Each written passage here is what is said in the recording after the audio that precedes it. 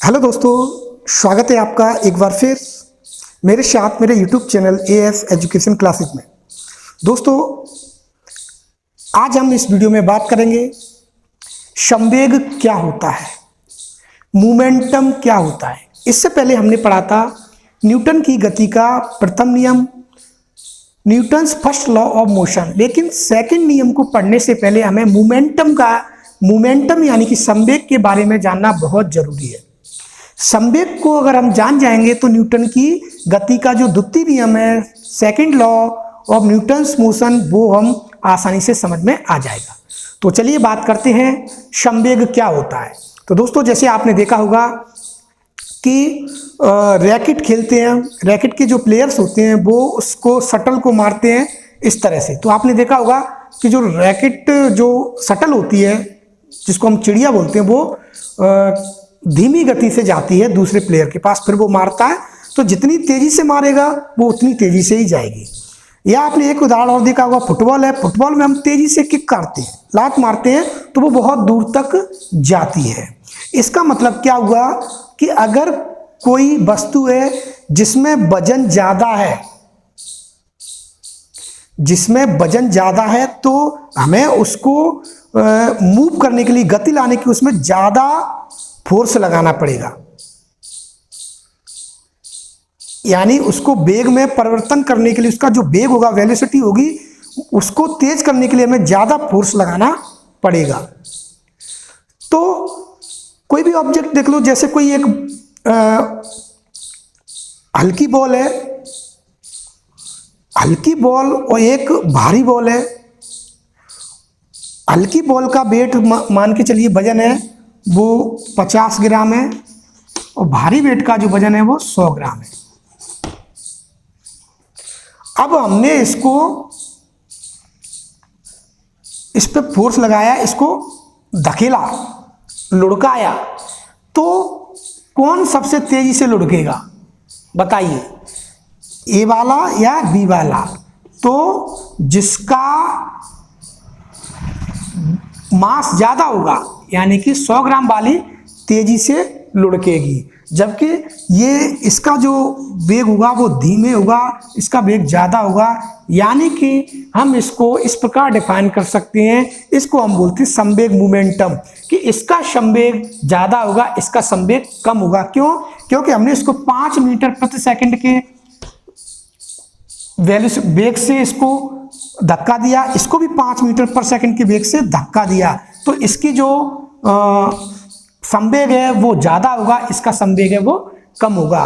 तो कहने का मतलब ये है कि जो संवेग है वो किसी वस्तु के द्रव्यमान और वेग पर निर्भर करता है। तो हम यहां से संवेग की परिभाषा, मोमेंटम की परिभाषा निकालेंगे। The product of mass and its velocity is called momentum.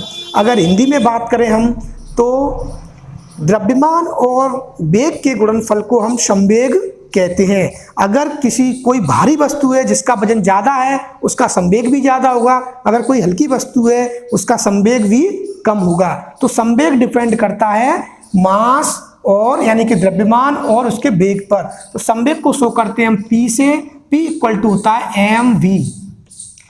m यहां पर होता है द्रव्यमान, मास, इसको द्रव्यमान बोलते हैं हिंदी में,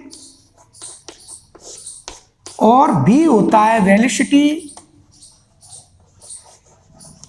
इसको वेग बोलते हैं। तो इन दोनों के गुणनफल, यानी आप देख रहे हो, इन दोनों के गुणनफल पे डिपेंड करता है आपका संवेग। तो हमारी परिभाषा क्या हो जाएगी कि द्रव्यमान और वेग के गुणनफल को संवेग कहते हैं। इंग्लिश की बात करें, the product of mass and velocity is called momentum, संवेग। अब देखिए ध्यान से, हमने यहाँ पर मल्टीप्लाई का ही चिन्ह क्यों लगाया, गुणा का ही चिन्ह क्यों लगाया, प्लस का क्यों नहीं लगाया? तो जैसे आप देखते हैं, मैं प्लस का चिन्ह लगाता हूँ, सपोज दैट P बराबर m प्लस b। तो अगर किसी वस्तु का मास यानी द्रव्यमान 0 है, तो P बराबर क्या हो जाएगा, 0 प्लस b, P बराबर v। तो क्या ये पॉसिबल है? उसमें संवेग होगा? नहीं होगा। जब उसमें द्रव्यमान ही नहीं है तो संवेग क्यों होगा? तो इसलिए हमने प्लस का चिन्ह लगाया। ऐसे माइनस की बात करें तो माइनस का भी यही हाल होगा, m minus v। P m 0 है तो माइनस v। तो p equal to minus v आ जाएगा। तो अगर संवेग हमने उसमें मास नहीं है, द्रव्यमान नहीं है और संवेग उसका माइनस में चला गया, पॉसिबल नहीं है, इसीलिए ऐसे डिवाइड का, इसलिए हमने मल्टीप्लाई का चिन्ह लगाया।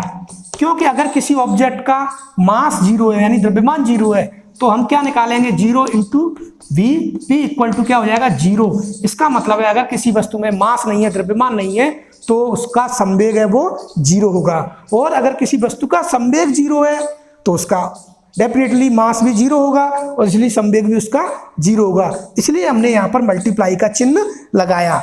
अब बात करते हैं इसके एसआई यूनिट की। तो एसआई यूनिट क्या होगी, इसकी एसआई यूनिट हो जाएगी मास। मास को हम नापते किलोग्राम में और वेग को मापते मीटर पर सेकंड में, या हम इसको, इसकी एसआई यूनिट हो जाएगी किलोग्राम मीटर पर सेकंड, किलोग्राम मीटर पर सेकंड, ये इसकी एसआई यूनिट हो गई। या इसको एक और एसआई यूनिट है इसकी, न्यूटन सेकंड, इसको भी हम बोलते हैं न्यूटन सेकंड, इसकी एसआई यूनिट हो गई। अब इसकी बात करते हैं, ये वेक्टर क्वांटिटी है, स्केलर क्वांटिटी है। तो संवेग यानी मोमेंटम एक वेक्टर क्वांटिटी होती है, यानी कि इसमें दिशा और मैग्नीट्यूड यानी परिमाण दोनों साथ साथ दिए रहते हैं, इसलिए ये वेक्टर क्वांटिटी होती है। तो दोस्तों आपको समझ में आ गया संवेग। एक बार फिर बता दूं, संवेग द्रव्यमान गुणा वेग के गुणनफल को हम संवेग कहते हैं। अगर कोई ट्रक है, ट्रक में वजन ज़्यादा है और वो 20 मीटर पर सेकंड के वेग से चल रहा है, 100 kg मान के चलो, 100 kg नहीं, उसमें 1000 kg वजन मान के चलो, 1 टन का वजन है उसमें, और वो 20 मीटर पर सेकंड के वेग से चल रहा है। एक ट्रक दूसरा है जिसका वेट है, ये ट्रक है, इसका वेट है 1000 kg और 20 मीटर पर सेकंड की स्पीड से चल रहा है। दूसरा है वो उसका वेग है, वो भी उसका वेग मान के चलिए वेट मान के चलिए kg और उसका वेग 10 मीटर पर सेकंड। तो बताइए किसका संवेग इसमें मोमेंटम ज़्यादा होगा। तो इस फॉर्मूले से हम निकाल सकते हैं, यहाँ पर इसका संवेग होगा वो होगा, इन दोनों का मल्टीप्लाई करेंगे तो आएगा 20,000 किलोग्राम पर मीटर पर सेकंड, और इसका निकालेंगे वो आएगा 5000 किलोग्राम मीटर पर सेकंड। तो किसका मोमेंटम ज़्यादा हुआ, ए वाले का मोमेंटम ज़्यादा हुआ। यहाँ पर m की वैल्यू रखी हमने 20,000, यहाँ पे b की वैल्यू रखी 20, दोनों का मल्टीप्लाई किया तो ये आया। तो इस प्रकार भारी वस्तु का, अगर भारी वस्तु का संवेग भी ज़्यादा होगा और हल्की वस्तु का उसका संवेग कम होगा। तो ये था दोस्तों मोमेंटम। इसके आधार पर हम सॉल्व करेंगे Newton's second law of motion. तो अगले वीडियो में फिर मिलेंगे Newton second law of motion के साथ। तब तक के लिए जय हिंद, जय भारत।